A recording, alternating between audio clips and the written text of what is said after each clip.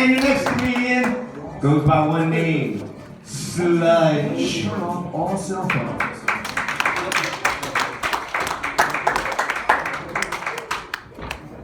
How y'all doing, everybody? I want to give a shout out to the obscenely high urinals in the bathroom. So the men can relate, they're like up to your chest. I guess Yao Ming was doing interior bathroom design now.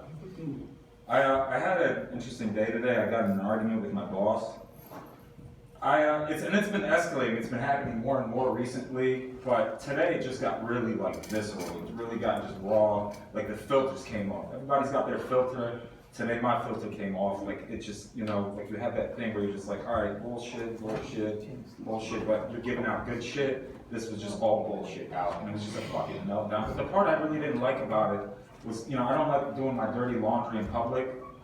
And I like to keep shit inside however I can, but this just spilled out. Like it was a fucking meltdown. People were staring. It was a scene. I hated that shit. So if I'm a little disoriented or whatever, please bear with me. You know why. By the way, I'm self-employed. So I might make you feel awkward. I might, you might get a little something in your stomach that's completely natural. Please do not feel in any, way strange. I might even make you smile, but whatever you do, please I promise you will not laugh. Furthermore, you will not laugh anymore. Whatever you do, in fact, don't laugh. Try not to. But in any case, I'm kind of new to open mics. Like, I'm a funny guy. I've always been into like sketch comedy and shit. I've always wanted to do a little thing, but like I've noticed that like for comedians, the big thing is like when you're beginning is like doing bad when you're doing stand-up comedy and shit. Like, so I look back at my own short, so far very short career, and like a lot of comedians are like they're worried about bombing or even worse, like their material being bad, or even worse than that, they're choking, like Eminem and 8 Mile, like the shit just doesn't come out, right? So for my first open mic, it was even worse. I actually went and did a year in prison after my first open mic. So any other comedians that are still here that haven't left after their set, your first open mic is not as bad as mine. Entire year. I had the chance to learn a lot about myself within that time, as well as the other 300 psychopaths that surrounded me. On my way to jail, I had a lot of aspirations. Like I was like, all right, well, I might be in it for the long haul. This was some pretty serious shit. I think I kidnapped the guy. I don't know. Like this was when 4 Loko was legal, so that's yeah, exactly. Yeah, that's like Mountain Dew meets fucking PCP, which I'll get to later, right? But I knew I was in for the long haul, and I'm like, all right, well, fucking going to jail. It was like an indefinite thing. Like I was such a psychopath. My family didn't want to bail me out and shit.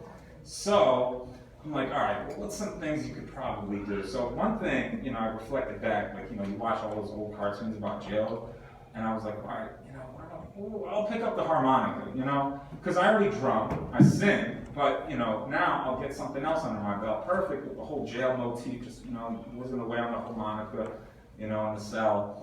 But there wasn't too many harmonicas in prison.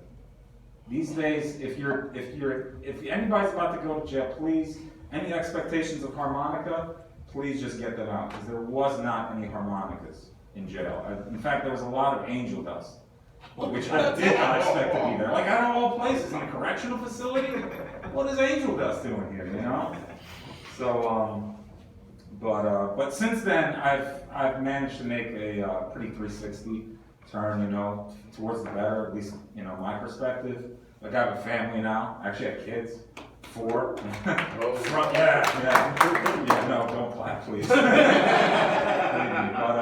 like, it's cool, and I try to show them, I try to teach them, try to be a teacher for them. I show them a lot about animals, because I think we can learn a lot about ourselves as humans from animals. Like we watch a lot of documentaries and shit, so I started thinking to myself, I was like, well, if I wanted to be an animal, what kind of animal would I be?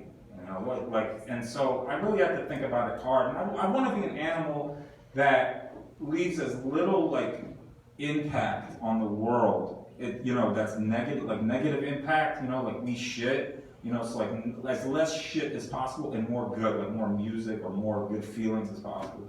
So I decided I'd be a heroin mosquito.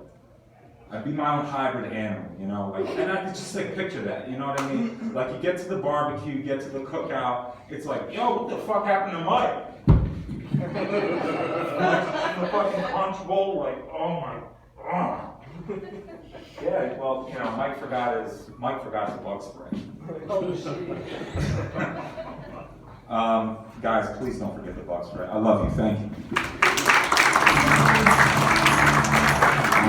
Give it up for Sludge. We got 2 more comedians left. Thanks for sticking around. Before I bring up your next act.